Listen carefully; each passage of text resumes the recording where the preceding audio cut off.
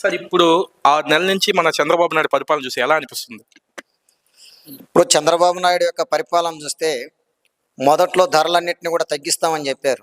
ఈరోజు సామాన్యమైనటువంటి మానవుడు బతికేటువంటి పరిస్థితి కనబడడం లేదు ఈ రాష్ట్రంలో.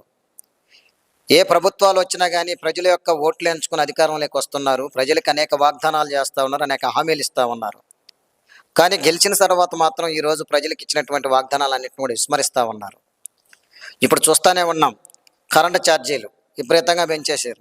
ట్రూ అప్ ఛార్జీల పేరుతో ప్రజల యొక్క ఈరోజు ఎటువంటి దారిద్ర్యమైనటువంటి పరిస్థితుల్లో ఉన్నారు మనకు అర్థం తెలుసు. కానీ ఈరోజు ఉన్నటువంటి పరిస్థితుల్లో కరెంటు ఛార్జీలు పెంచారు, నిత్యావసర వస్తువుల ధరలు పెంచారు, పెట్రోల్ డీజిల్ ధరలు పెంచారు. ప్రతి దానిపైన కూడా ఈరోజు రేట్లు విపరీతంగా పెంచి జిఎస్టీ పేరుతో సామాన్యమైనటువంటి పేద ప్రజల దగ్గర నుంచి వసూలు చేస్తూ ఉన్నారు. సార్ ఇప్పుడు అదే విధంగా రైతులకి ఏమన్నా న్యాయం జరుగుతుందా?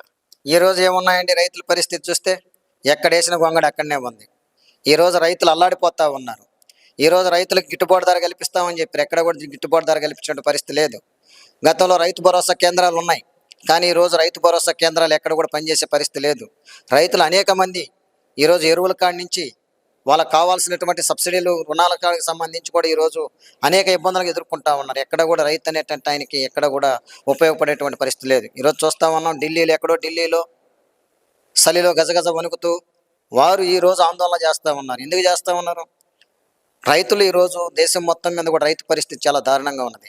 ఈ దేశానికి అన్నం పెట్టేటటువంటి రైతు అని చెప్పి మాటలు చెప్తూ ఉంటాం, కానీ రైతు గురించి పట్టించుకొని రైతు యొక్క సంక్షేమాన్ని గురించి మాట్లాడేటువంటి పరిస్థితి మాత్రం ఈ రాష్ట్ర ప్రభుత్వానికి లేదని చెప్పేసి మేము సిపిఎం పార్టీకి చెప్తా ఉన్నాం.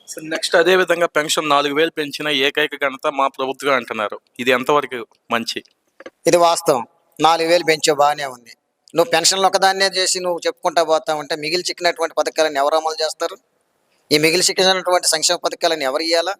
ఈరోజు ప్రజలు అడిగారా మిమ్మల్ని, మాకు ఈ సంక్షేమ పథకాలు ఇవ్వండి, మాకు ఈ డబ్బు ఇవ్వండి, మాకు ఇవ్వండి ఇవ్వండి అని చెప్పి ప్రజలు అడగల మిమ్మల్ని.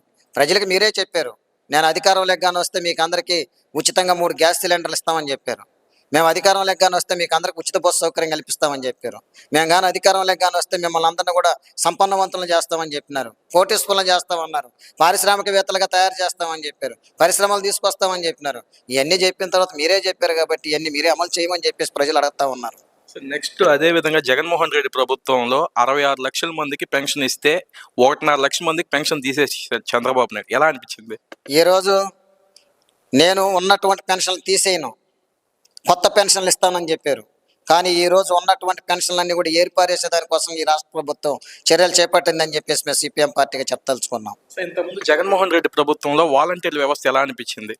ఈరోజు వాలంటీర్ల వ్యవస్థ, వాళ్ళందరూ నిరుద్యోగులు, వాళ్ళందరూ కూడా కుటుంబాల్లో మాకు ఉద్యోగాలు ఉంటే ఉపయోగం అని చెప్పేసి దాంతో అందరూ కూడా చదువుకుని డిగ్రీలు చదివి పీజీలు చేసినటువంటి వాళ్ళు మొత్తం కూడా ఈరోజు ప్రజలకు సేవ చేయాలనేటువంటి సమాజ సేవ కోసం వచ్చినటువంటి వాళ్ళని ఈరోజు ఉన్నట్టుండి వాళ్ళ ఉద్యోగాలు తొలగించిన తర్వాత వాళ్ళందరూ కుటుంబాలు కూడా ఈరోజు రోడ్డును పడినటువంటి పరిస్థితి. అందుకని చెప్పి వెంటనే కూడా వాలంటీర్లు అందరినీ కూడా విధుల్లో కొనసాగించాలని చెప్పేసి సిపిఎం పార్టీగా డిమాండ్ చేస్తూ ఉన్నాం.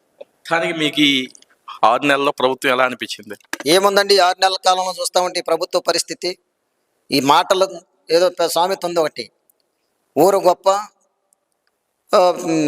సామెత, అది నాకు అర్థం కాదు. అందుకని చెప్పి ఈరోజు మనకు అనుకుంటా ఉన్నాం. ఈరోజు చెప్పింది 6 నెలలుగా వస్తూ ఉంది. ఈ 6 నెలల్లో ఎక్కడ కూడా ప్రజలకు ఉపయోగపడేటువంటి సంక్షేమ పథకాలు ఎక్కడ అమలు కావడం లేదు. ప్రజలు ఈరోజు రోడ్లు చూస్తే చాలా దారుణంగా ఉంది. ఈరోజు రోడ్లు పోవాలంటే ట్యాక్స్ కట్టాలంట. ఎక్కడ పడితే అక్కడ మేమంతా ఈ టోల్ గేట్లు పెడతాం, టోల్ గేట్లు పెట్టి డబ్బు వసూలు చేస్తాం, ఆ డబ్బుతో రోడ్లు బాగు చేస్తామని చెప్పి చెప్తా ఉంది ప్రభుత్వం. ప్రజల మీద టోల్ గేట్లు పెట్టేదేంటి, డబ్బు వసూలు చేసేదేంటి, ఆ డబ్బుతో రోడ్లు వేసేదేంటి? ప్రభుత్వం వచ్చిన తర్వాత వెంటనే ఈ రోజు రోడ్లన్నింటినీ కూడా బాగు చేస్తామని చెప్పారు. ఆ రోడ్లు వెంటనే మరమ్మతులు చేపట్టాలని చెప్పేసి కూడా మేము కోరుతా ఉన్నాం.